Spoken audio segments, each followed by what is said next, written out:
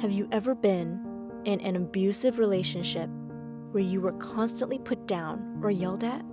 Well, imagine that, except you're in an echo chamber by yourself, and it's you're yelling at, amplifying the experience. That was me. I was in an abusive relationship with myself. I couldn't point out any one instance in my life, but it was a combination of circumstances that ultimately led to this. In the 3rd grade, I was abandoned by a girl I thought was my best friend. She just ran away whenever I tried talking to her. I never really understood what I'd done or why she suddenly stopped talking to me. It shattered my heart. From that day forward, I guess you could say I was a bit jaded. I didn't want anyone to get close to me out of fear of being abandoned or hurt like that again. It wasn't until someone reached out to me in college that I began opening up and letting people in again. Then there was the church. I was a pastor's kid, and through some very strenuous circumstances, my family was forced to leave if we wanted to financially survive. We'd been placed into so much debt, but what really got me was what some of the ladies there would say about my little sister behind her back, judging her, saying all sorts of heartless things. You know, the kinds of things a good Christian ought not to say. No, what those ladies had wanted was a puppet show, not a church. I held onto that anger, and admittedly, it took me a long time to finally let it go. My first job was the next big step in all of this. College had left my family in debt too, and I couldn't, in good conscience, leave them like this. So I looked for jobs. I hated how these potential employers just ignored me, passed me up, and refused to acknowledge me when I was trying my hardest to be a responsible adult. With all that frustration and some cyberbullying I'd gone through recently, all the hurt began to turn inward. I finally got a job working in housekeeping for a nursing home, but it was extremely stressful and difficult to keep up with. I was getting so much work piled onto me, and it was just making it worse. Why couldn't I keep up? I began to inwardly torment myself, screaming at myself internally whenever I found myself falling behind. I was in anguish. I hated myself. After leaving that job, I found it a lot harder to get another one. I was back to being ignored and passed up for the sake of a company taking a better opportunity with someone who lived closer. With the isolation of living in the countryside, I was angry at life. I began having nightmares. In those nightmares, my environment would go against me to the point I felt hopeless as things fell out of my control. I felt trapped.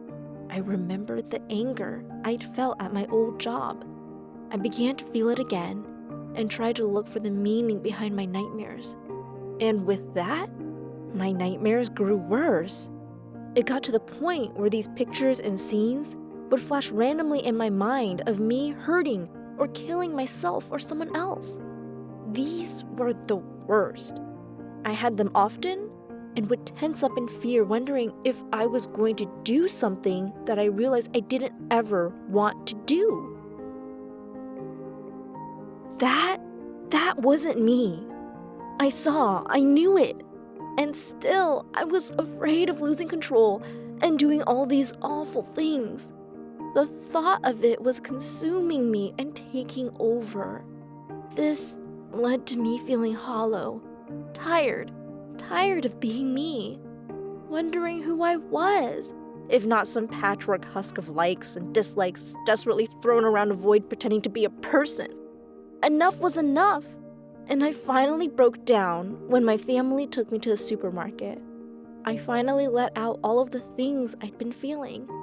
And though I probably looked foolish, I am glad I said something. My family and I cried together and talked it out, and I finally got help from a psychologist. I let all of this anger and bitterness from people who hurt me taint how I viewed myself. After realizing this, I decided to let all of the hurt go. I forgave those ladies at the church. I forgave my third grade self, the online people who hurt me, and my former friends. It felt like a burden had lifted and I could fly. I was finally free. No more nightmares, no more of these terrifying visions of self-harm. I had decided then and there to trust myself. Trust in who I had been my whole life. That wasn't going to change overnight. What I should say to those of you who've been through something or felt something very similar is, don't let the anger of a bad memory change how you view yourself for the worst. All the same, don't try looking for answers in your dreams. If you try and read too much into a dream, you're more than likely just going to make it worse. Finally, trust in yourself and who you've been your whole life. That is the real you. That isn't going to change. Trust that it won't. And if ever you feel like you have no control in life, hold on. Don't let go. Get help. Talk to someone. The sooner you get help, the sooner you can begin to understand what you're going through.